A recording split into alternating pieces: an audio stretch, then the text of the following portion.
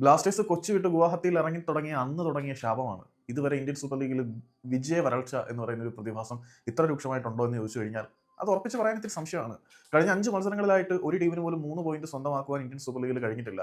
എല്ലാവരും പരസ്പരം ഓരോ പോയിന്റുകൾ പങ്കിട്ട് പിരിയുന്ന കാഴ്ചയാണ് നമ്മൾ കണ്ടത്. ഈ ശാപത്തിനെല്ലാം തുടക്കം കുറിച്ചത് കേരള ബ്ലാസ്റ്റേഴ്സിന്റെ ആദ്യത്തെ അവേ മത്സരമായിരുന്നു.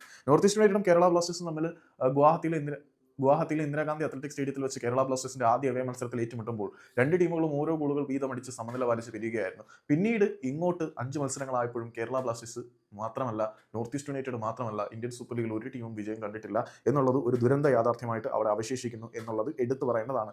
ആ ഒരു മത്സരത്തിന് ശേഷം രണ്ടാമത്തെ മത്സരം നടന്നത് ചെന്നൈയിൻ എഫ് സിയും ഹൈദരാബാദ് എഫ് സിയും തമ്മിലാണ്. സൗത്ത് ഇന്ത്യയിൽ നിന്നുള്ള രണ്ട് ക്ലബ്ബുകളും കൊമ്പ് കോർത്തപ്പോൾ ആർക്കും വിജയം നേടാൻ കഴിഞ്ഞില്ല എന്ന് മാത്രമല്ല, ആർക്കും ഗോളുകൾ നേടാൻ കഴിഞ്ഞില്ല. കംപ്ലീറ്റ്ലി ഒരു ഡ്രൈൻ ഔട്ട് മാർച്ച് എന്ന് പറയണം.